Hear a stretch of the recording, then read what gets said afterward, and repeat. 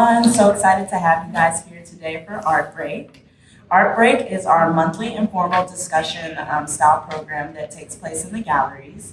And it's just a way for you guys to get to better know the exhibitions that are going on in our space, as well as get to know our curatorial staff and the work that excites us.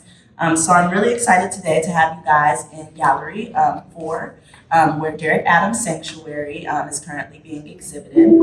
And today we're going to be talking with our Rising Sun Curatorial Fellow, Michael Wilson. But before we get that, I would love to have our Director of Programming, Nina Ball, tell you a little bit about what's going on here at the museum, and just update you guys with some new news. So, thank you. Hi, everybody. Hi. Okay, all right, awesome. So I'm a teacher, so I love feedback. Hi, everybody. Hi, okay. How are you? Awesome, good, thank you. I'm pretty good today. A little cold in the gallery, but great. So as Zindzi mentioned, this is our break. My name is Nina, I'm the Director of Programming. I wanted to share with you an upcoming exhibition that we have. So as you know, we have Derek Adams Sanctuary here and taking care in Gallery 3. The museum will open with a new exhibition October 1st called Vision and Spirit. Vision and Spirit, African American art, works from the Bank of America collection. Vision and Spirit is composed of more than 100 paintings, prints, drawings, photographs, and mixed media works by 48 artists born in the 19th and 20th centuries. Curated in partnership with the Harvey B. Gantt Center for African American Arts and Culture, the exhibition highlights key aspects of these artists' lives as well as the important objects they created. Vision and Spirit focuses on these talented individuals' strength and spirit as creative forces whose work continues to shape our understanding of the world. Artists in exhibition include Henry Clay Anderson, Shel Barber, Romare Bearden, Dawood Bey, Willie Cole, Whitfield Lovell, Faith Ringgold, Gordon Parks, and a number of different names.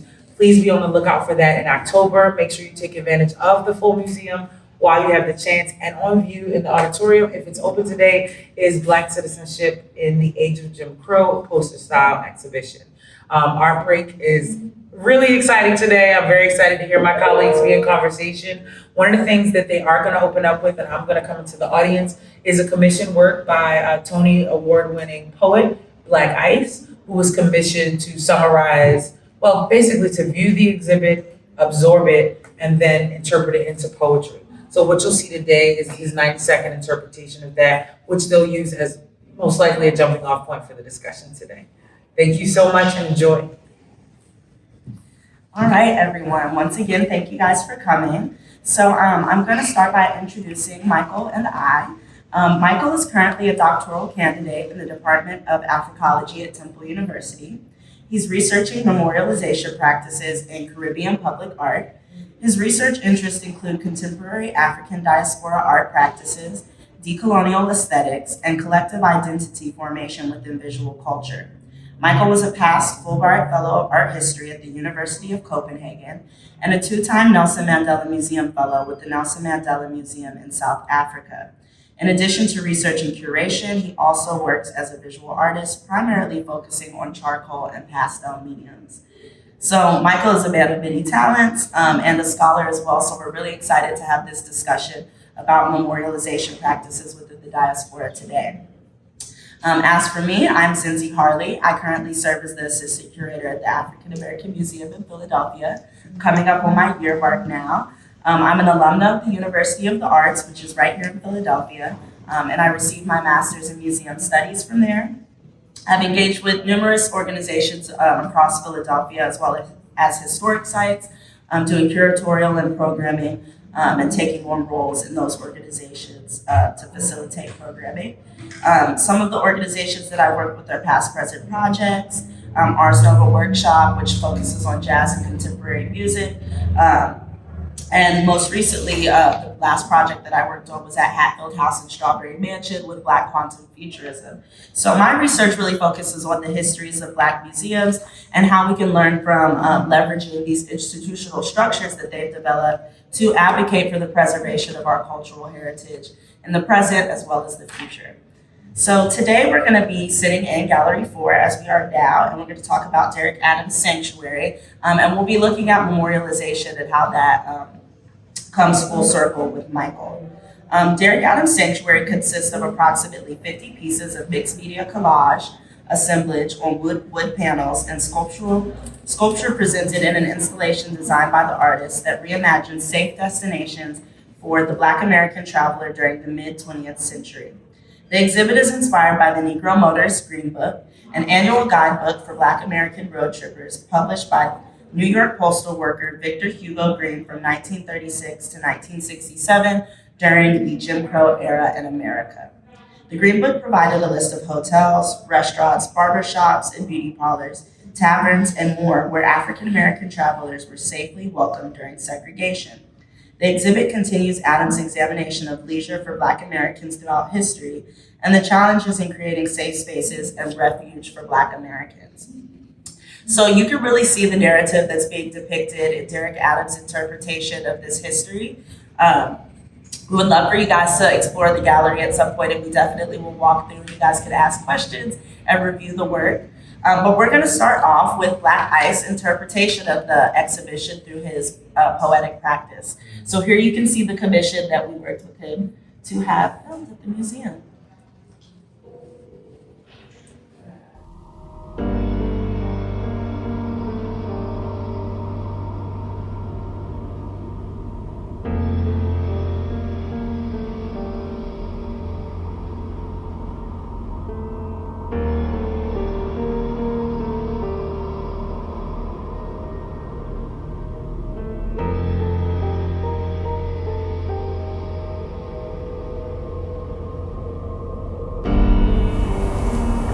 Now let's take a sec to think back.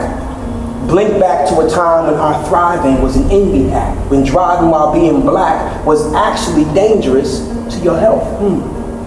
Actually a time when no matter your wealth, you minimize your stature to stealth. When pulled over by the law, y'all quickly become a traveling theater show when on the road. Dignified wear is reduced to wardrobe. That will you work so hard for no longer yours. Your wife dismissed as maid, merely on her way to do chores. The little boy in the back seat is hers. The boss said she could bring her son down. We play dark berries hidden in baskets tucked away from hands, looking to harvest strange fruit after sundown. So you act out the play and stage. Being Black in this day and age, could you fathom being gunned down while in the car with your family in tow? Or gunned down by the law because you merely was trying to show them what they asked you for? Could you fathom a present-day circumstance where there's a chance you become prey in a grocery store? Or being preyed upon after welcoming a child into your church to pray for? We pray for the day your spirits and souls see and feel this angst we carry. 1934, 2022, we are still in search of sanctuary.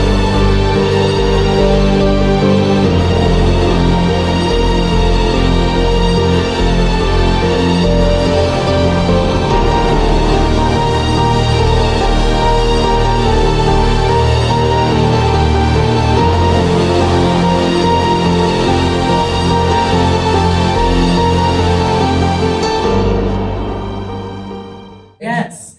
So we're really excited to have Black Ice in-house to commission this piece, and I think it really segues nicely into the presentation that Michael will be sharing with you guys today about his research into memorialization, specifically within the Caribbean. So Michael, you can go ahead and take it away. Good afternoon, everyone. It's a really powerful poem in relation to Derek Adams' exhibition. When I think of what Black Ice was saying in relation to the exhibition, the things that come to mind and questions that I ask myself, in search of sanctuary, right? What does that mean, to be in search of sanctuary? What does it mean to reimagine safe destinations?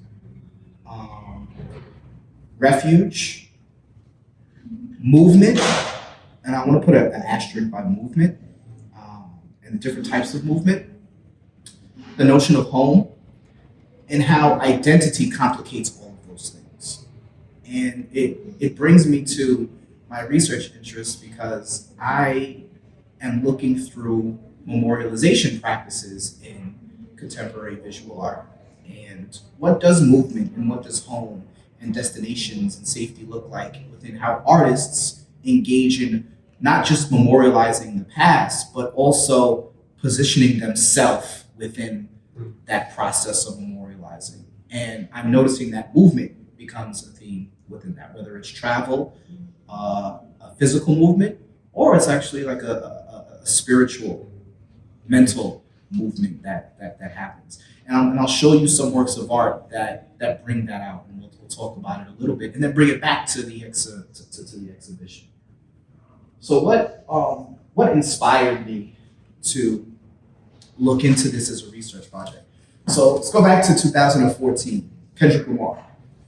He travels to South Africa, and his visit to South Africa, where calls it like home, it inspires him, and it becomes one of the foundational points for his album, To Pimp a Butterfly. So at the end of To Pimp a Butterfly, he has this song called Mortal Man. And what's interesting about the song is that he takes an interview with Tupac Shakur, and he edits the video, he edits the audio as if he is the one asking Tupac questions. So that conversation can't exist in real time, right? Because Tupac is deceased. But what he does is he collages these narratives to where he's engaging with Tupac, asking him some questions and reflecting about his work, and Tupac is answering, and it's very seamless, right? It can't exist in real time, but it makes perfect sense the way it's being laid out. And one of the things that Kendrick Lamar asked him, he says, when I have the mic, I just have this energy that comes from me, and I just don't know where I get it, and I feel like I'm in the zone. And Tupac says, because the spirits. He said, we ain't really rapping, we just letting our dead homies tell stories through us. And that really stuck with me with the methodology that Kendrick Lamar was using to create that reality. And I wanted to see, how do visual artists do that same thing? Or do something similar. So that's what really triggered my interest in what does memorialization look like, and how does somebody position themselves in that process, like with Kendrick positioning themselves with Tupac. I think that's really interesting that you mentioned this like movement or migration, and it seems almost like it's a return for a lot of artists. I think Kendrick Lamar is a great example, but we've seen so many other artists take that initiative to actually make some sort of pilgrimage back to Africa. And even with artist residencies today, I feel like we tend to see that as well. And it tends to create a movement outside of their physical journey back to the space, but within their practice, an elevation of where they're reflecting on those experiences that they've had with the diaspora, and starting to elevate or look at a different facet of themselves within the context of that narrative. So I think it's really exciting to look at it from that perspective. I mean, we've seen residencies like Black Rock Senegal, which is a really popular one, where artists are able to go live in the motherlands, refine their technique, learn more about themselves, and then pour that back into their artistic practice. Or even with like Beyonce and Lemonade, we've seen a lot of this phenomenon happening within the Black community, especially with artists. So like Victor Hugo Green is talking about leisure and travel. What's happening is a lot of these artists are using travel as a means to create. But even in the language that you're using, Zindzi, I put an asterisk besides movement, because things that you were saying, migration, return, pilgrimage, like these themes keep coming up within how artists are using the process of movement to think about themselves and to, as a result, create and connect through creation. It even seems like it's it's reclaiming the idea that the fact that our movement coming here was not our choice. So I definitely think it's a radical way of thinking about Blackness and how we continue our self-discovery moving forward. I actually think reclaiming is a nice way to talk about this. So I'll take you to South Africa with this work. So this work is by Sethembile Msenzani. 2015-16, you have the Rhodes Must Fall movement. So Cecil Rhodes, British colonizer, South Africa, Zimbabwe, renaming spaces like Rhodesia, Kimberley diamond mines, that great Tiffany diamond that you see Beyonce came from Kimberley diamond mines in South Africa. what happens with Cecil Rhodes is that when he colonizes Southern Africa and extracting minerals, as they strip the land, what they end up doing is they go to historic sites and start stripping resources from there, one of which is Great Zimbabwe, one of the largest stone structures in the world. When Cecil Rhodes colonized it, he also took these soapstone sculptures that were on the top of Great Zimbabwe, one of which was a chipungu, which was a soapstone bird that is said to reflect the founding of the Shona people. And it's housed in his estate. So during the Rhodes Must Fall movement, you have these students like, why do we have a university named after him? Why do we have a statue in this university? So when they're thinking about decolonization, they're like, we need to talk about our culture and our history and our heroes. This statue doesn't belong here, right? But that was a symbol to rethink the education process in South Africa as a whole. So as the debates were happening with, well, are they going to remove the statue? Sitembile, she kept having this dream of a bird. The bird kept coming to her in a dream. She channeled that bird as Chipungu, the founder, or the spirit medium between the ancestors and the Shona people. And what she does is, the day that Rhodes came down, she shows up to the protest, right? She's in high heels and she has like wings that are made of hair extensions, and she stands on a plinth for 4 hours as they're pulling up the Cecil Rhodes statue. And as they pull it up, she raises her wings, symbolizing that Chipungu is going to replace the Rhodes statue. But what's interesting is that she has this dream and she embodies Chipungu. So when you talk about this notion of reclamation, it's like, it's our history and our culture that's going to replace it. But what also happens is she doesn't stop there. What she does is she makes another piece, which is a return to Great Zimbabwe, because there's a saying that until the soapstone bird is returned, there will always be trouble, right? But this mythology is not symbolic, it's literal. It's like, there's always gonna be smoke in the city until he returned what he stole, right? So what she does is, channeling Chipungu, she then goes to Great Zimbabwe and then stands and takes that picture as if she's returning it. So what does it mean for her to embody Chipungu's spirit, for her to perform that statue as a plinth? And these are the types of questions when it comes to not just a spiritual movement back in time to Great Zimbabwe, but a certain type of embodiment and reclamation of the history and culture with what's coming up when Rhodes Must Fall. So that's like one example of memorializing practices. I mean, it seems almost like just a physical presentation of decolonization in itself, because I noticed you used the word replace, but it almost just seems like it's, rightfully placing the correct story into the narrative, or a story that is more representative of, a more inclusive history. I think even with the exhibition that's going on at the Barnes right now, Isaac Julian, we're really looking at putting, Black art of the diaspora on the same plane as, the colonial art that we tend to study mostly in our classrooms and the art that we uplift. So I think this is really interesting to think about how a lot of the imagery and iconography, even when we think about symbols like birds, a lot of, colonial style buildings tend to have these overarching, overarching sculptural pieces, watching down on the city, these birds, and we tend to think that, this is the origin point for these types of depictions or portrayals. But in reality, we can see, Blackness in so many of what we would consider to be the beginnings, or, the root of some sort of art historical practice. So I think it really makes us think a little bit on a broader level about, the canon of fine art, what these images that we're seeing are, and, how they are much more diverse than we, were brought along to believe, especially when it comes to academia and scholarship. And it also talks about ritual within the art, and you can't ignore what happens when you have this Black woman's body being representing a sculpture. In South Africa it was a bunch of white men. So what does that mean as well? And I think that complicating gender is also important. So we go to Renee Cox.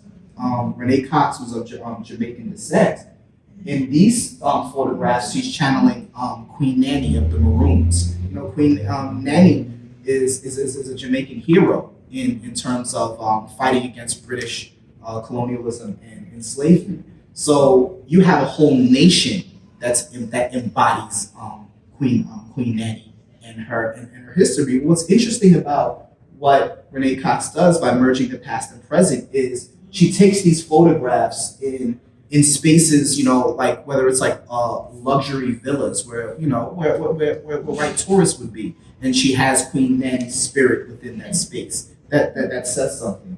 What happens when Renee Cox is wearing a British red coat? She's not performing a British soldier. She's symbolizing defeat of the British by wearing the red coat. But also, you know, Nanny is seen as a warrior.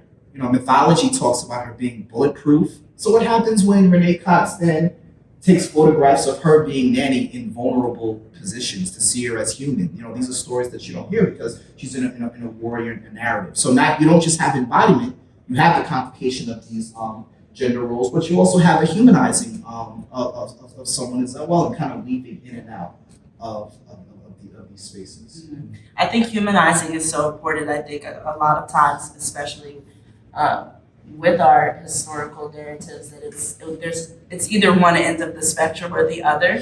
You know, we're seen as very, very strong, almost immortal, or something that is subhuman, or we're seen as, you know, these very futile, vulnerable beings that cannot, you know, take any agency over ourselves. So I think it's really interesting to see, you know, these depictions where there is the best of both worlds, and we're brought down to a more grounded level of, you know, saying that we are all human, but at the same time, there is an implication of being a Black person in white space and how that impacts us. So it's interesting to see how the artist goes about, you know, flipping that on its head and seeing what the reverse is like.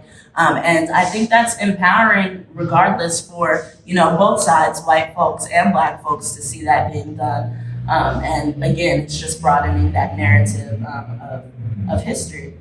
And I also think that there's, when you talk about Setembile and the notion of maroonage, you know, so Setembile is she's also memorializing space, like with Great Zimbabwe.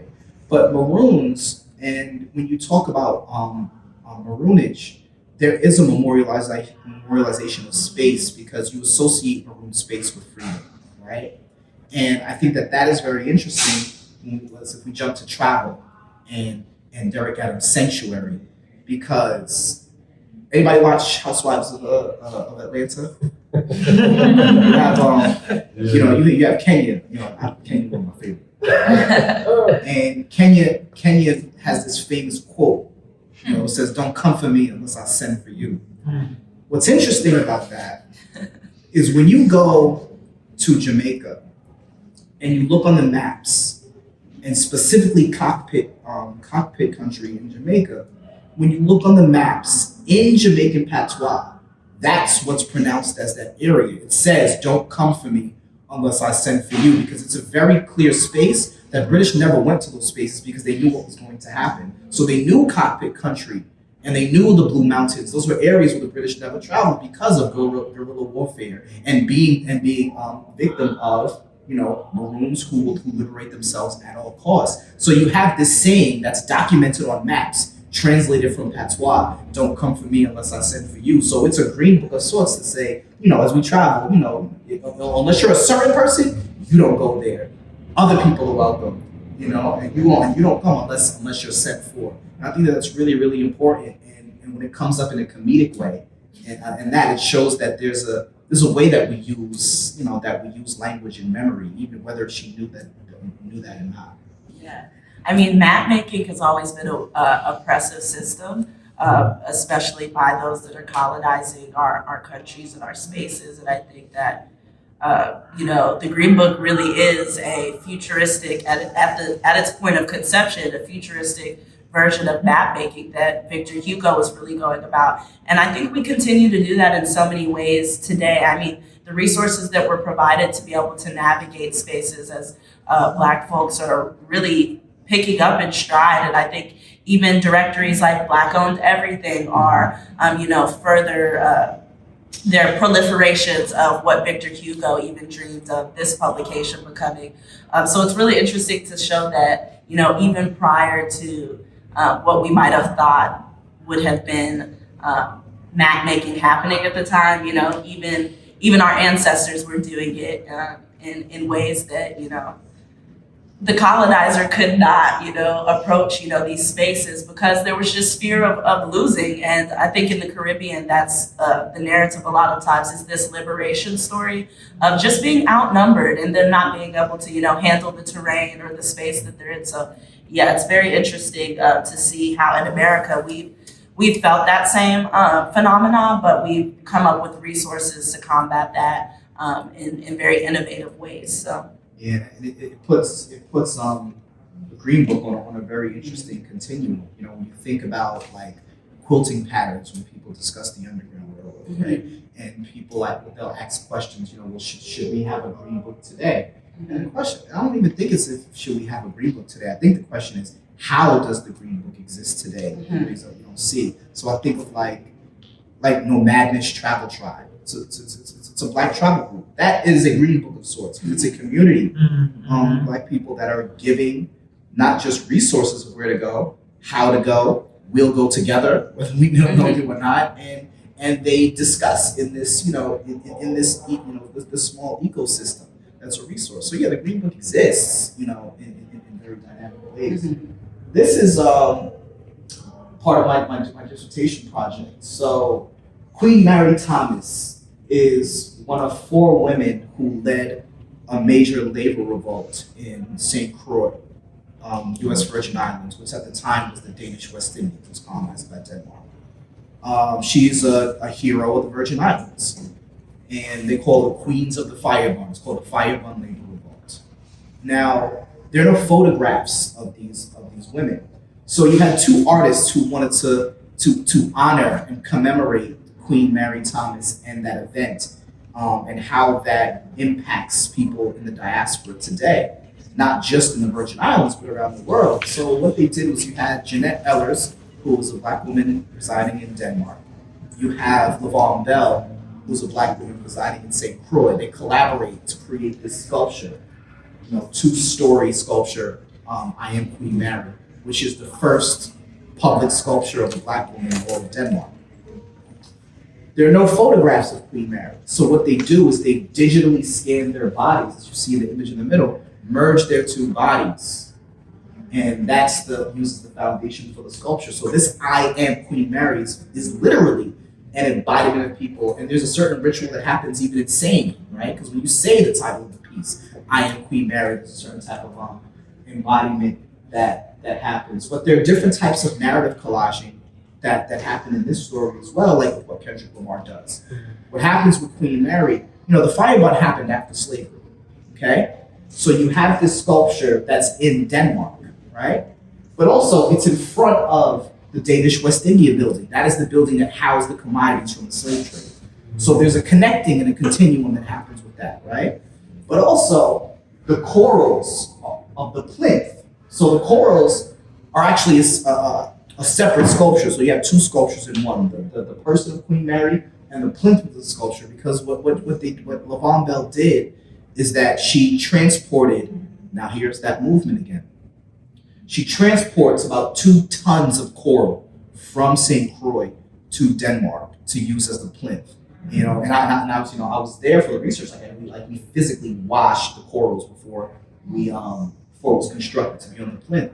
And the reason why she did that is because when the Danes came to St. Croix and they were building their Danish homes, what would happen is they would send enslaved Africans into the sea. They would cut the coral from the sea and use the coral as foundations for the Danish buildings, right? So now transporting that coral back to Denmark and using it as a foundation for a plinth of a woman who led one of the first labor revolts in Danish history, you are now connecting narratives that may not be on a straight genealogical timeline, but they still fit.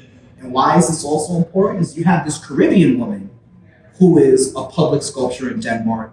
So now you have these Black Danes, right, who are 1 generation away from the continent of Africa. Well, they just immigrated from the continent of Africa. The majority of them are not Caribbean, but they're using this Caribbean woman as a form of identity in Black history in that country. So there's another layer of memorialization that's happening for them to look at the Caribbean as a source of inspiration and identity in the 21st century. So it's another layer of dynamism that's created because of movement and because of narrative collage.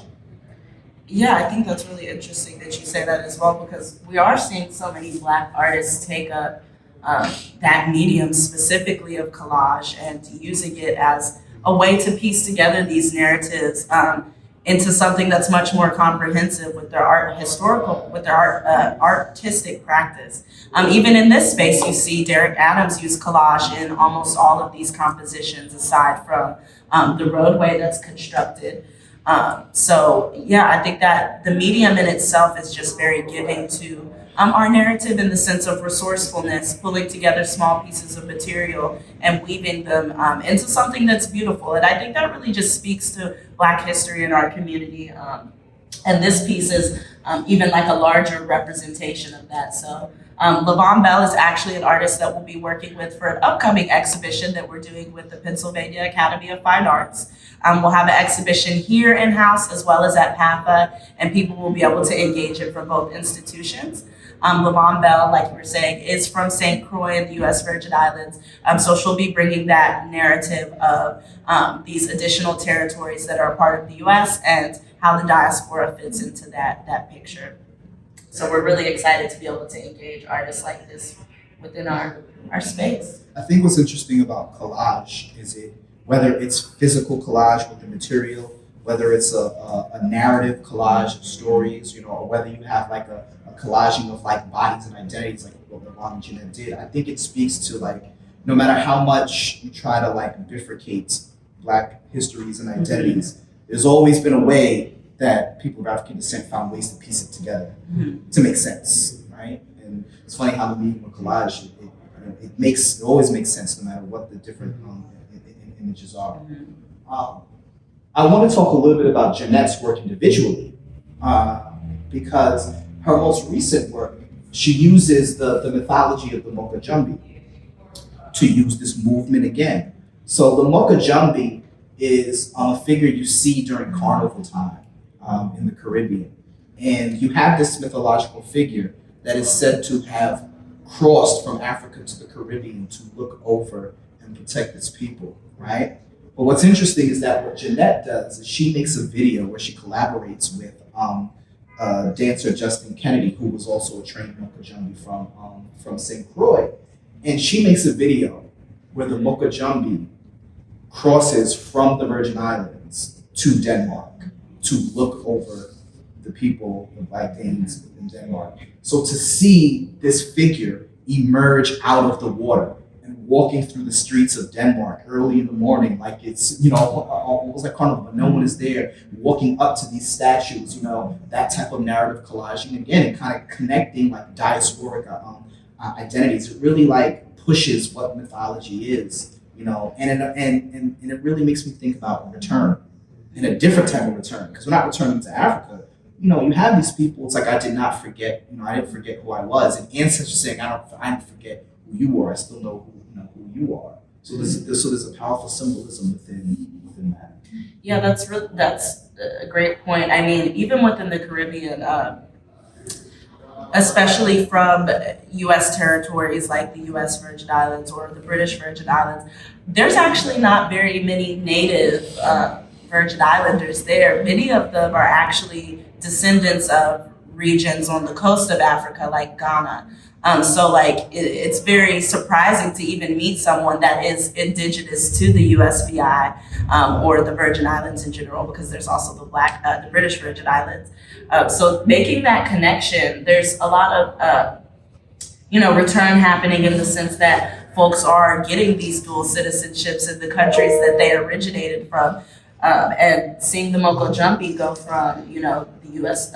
St. Croix, to Denmark really is kind of expressing that, because Moka Jumbi is not originally from the Caribbean. It actually extends from a lot of the festival culture that takes place in Africa. So again, piecing together those narratives, but looking deeper into them, you really realize that there's a lot of nuance within that story, and that the idea of indigeneity is really a great way to look at decolonization and look at the idea of return. So like from Africa to the Caribbean, then back, to Europe. And I think that it's important when you look at a figure like the Mokojumbis, because when you think of people of Caribbean descent throughout Europe, carnival culture is a way that they remember who they were and keep a sense of home in these new spaces, like, a Windrush generation. Carnival was very important, to stay grounded abroad.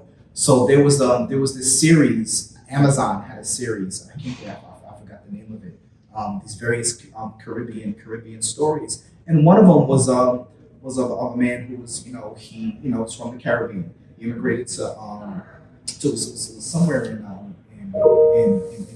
London, and he opened up a Caribbean food shop and a restaurant. It was always being raided by the police. The white people who would come, they would complain about the food. He was like, no, this food is spicy. This is what it's going to be.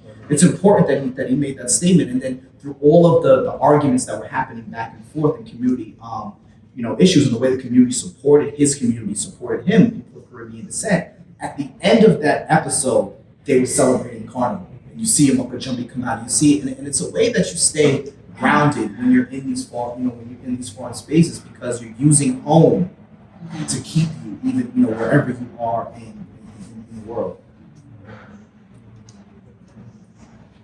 So now we'll go to Levon and back to maroonage and movement.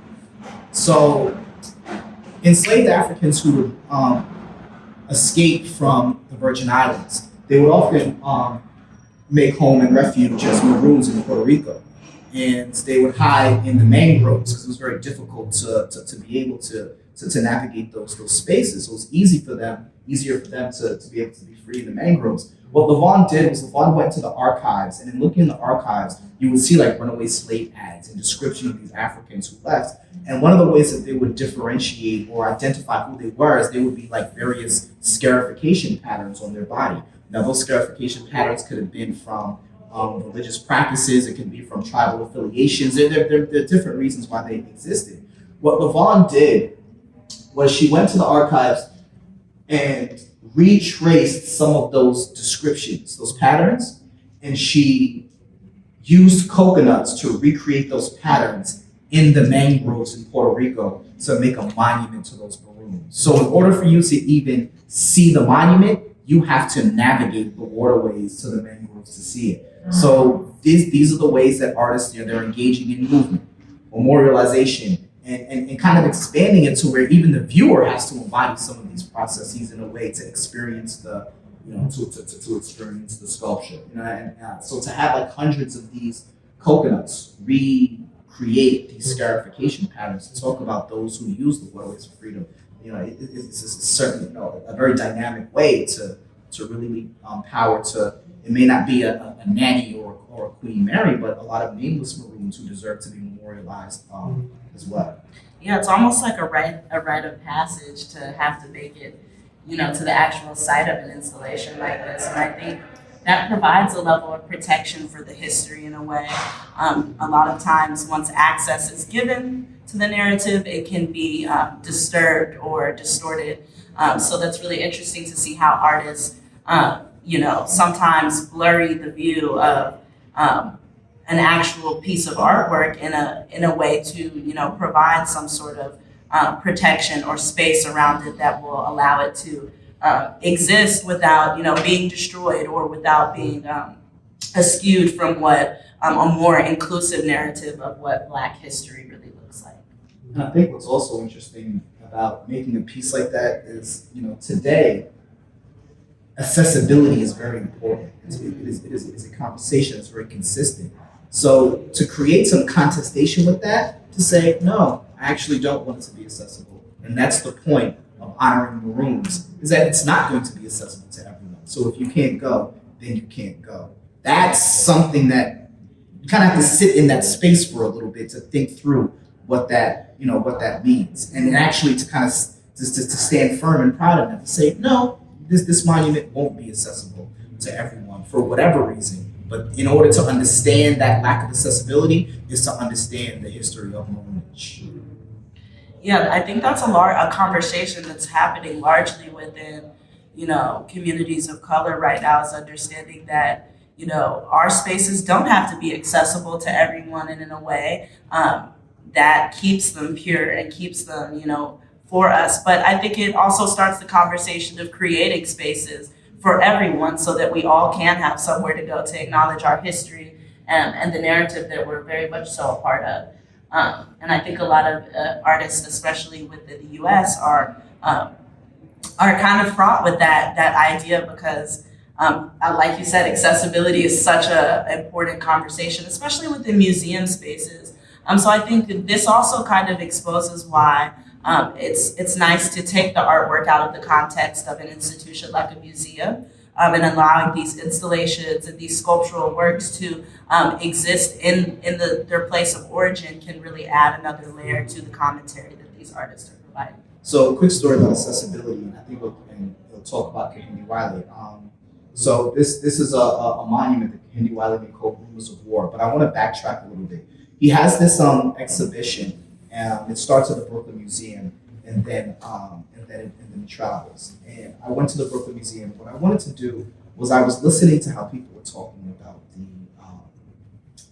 artwork, and what I noticed is, you have these Black figures who are re-engaging art history, right? So as opposed to having a statue of Napoleon on a horse as a triumphant hero, you have someone who's from the hood wearing Timbs and fatigue and a hoodie.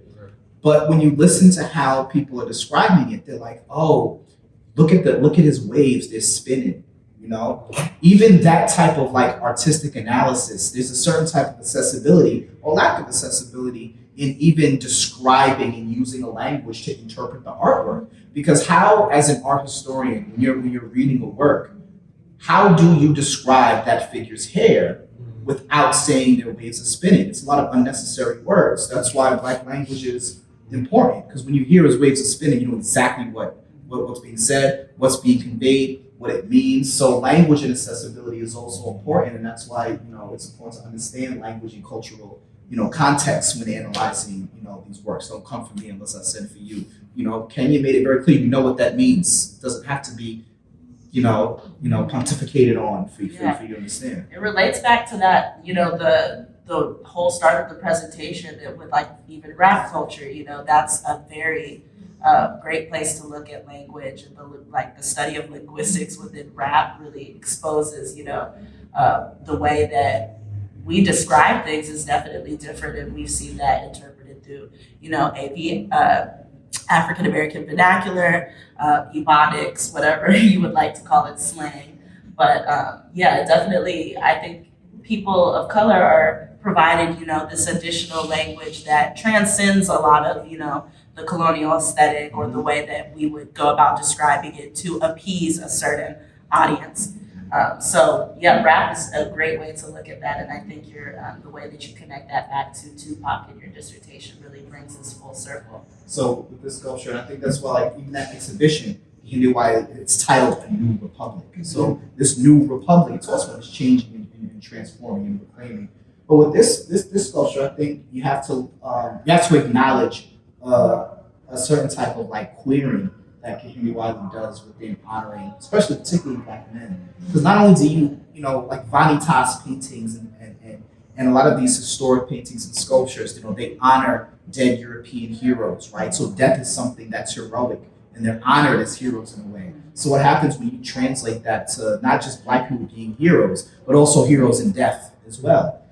And in the way he depicts them, there's a certain type of eroticism and vulnerability that happens too. So there are multiple narratives that happen to look at particularly Black men in a certain way, in a dynamic way, and as he, in his more recent pieces, he starting the economy of grace and moving into now incorporating women within those narratives as well. But memorializing and queering and putting those things in conversation, revolving in and out of each other, is something that's very important to acknowledge within someone's work like Kehinde Wiley's, and it being on a monument, and especially at a time where in the U.S., that's in Virginia, contesting Confederate monuments, where you have this Black male and now as not just a replacement but an additional narrative. What does that mean in that in that type of in that type of space? Yeah, I definitely think by being very intentional about memorialization practices, the implication of that provides space for other issues to be addressed. So Kehinde is an amazing artist, and we've really been able to see him reimagine the way we depict Black men specifically, but Black bodies in general within historical narratives, and kind of repatriating that space of honoring folks. A lot of times Black bodies are looked at martyrs as if they were supposed to die for the cause, as though they didn't have a choice. But in reality, even thinking about George Floyd, it's like George Floyd didn't want to die for that cause. The death was a result of the systems in play. So I think Kehinde's approach to memorialization really provides more choice and authenticity when it thinks about the way we relate death to Black bodies. This is really important, and that's why I picked this next artist, martyrs and death, and honoring. The fear of death came out in Black ICE's discussion in terms of what does it mean for movement. But what Fahamo Paku, who actually exhibited here a couple of years back in this exhibition called Do or Die, what happens is that he channels the Igungun, which is in Yoruba culture, the Igungun festival is you use masquerade to connect with spirits and ancestors and the dead. So what he does is Fahamo Paku recreates the Igungun masquerade, but he puts the names of Black martyrs, because what he says is that people like Malcolm X, right? You have people like Medgar Evers, right? You have people like Fred Hampton. You have people like Trayvon Martin. What he says is that they should be looked at as ancestors. So by putting their names on the Igungun fabric and then performing, the Igungun masquerade, looks at them in a very, very different light in relationship to death, to say, no, these people have transitioned to become ancestors and now to be acknowledged in that way. So using African culture and spirituality to reshape the way we remember these people, and how they continue to live after certain tragedy. So I think it's really, really important to acknowledge within Fahamu's work. Yeah, I think pieces like this make you also really reconsider the way you think about time and these other constructs that have kind of been positioned on us in society. I think a lot of times they naturally just go against what the way our community has been living for so long, and even thinking about generationally what it means to be an ancestor. It requires a level of decolonial thought to really put aside a lot of these traditions that we've carried on, and look back at what our ancestors were doing and how things like age and time they didn't really matter. It was more about your place in the community and what role you were playing in terms of engaging with your other community members. So this piece is really stunning, and I think it's really, really interesting to think about ancestry in this nuanced way, and how we can learn from folks that have transitioned into this different part of life, honestly, because death is not the end. Now, it's also interesting with Fahamo Paku. So we're going to jump to this exhibition in a very interesting way. So Jidenna, right? Jidenna has an album, 85 to Africa. And when he talks about this album, and he talks about Atlanta, and he talks about, how Africa becomes a refuge for him, and 85 is not just a highway to traverse the South, but you can take 85 and go to the airport and literally go straight to Africa on a direct flight somewhere. So what does diaspora look like, or what does it mean to navigate back and forth through those spaces? So when Jidenna creates the album, he wanted the album to sound like a road trip. Like you hop in a car and you're driving, and the songs kind of reflect those different types of vibes. And then he commissions Fahamo Paku to paint the album from 85 to Africa. Why did that really resonate when I was thinking about this notion of sanctuary?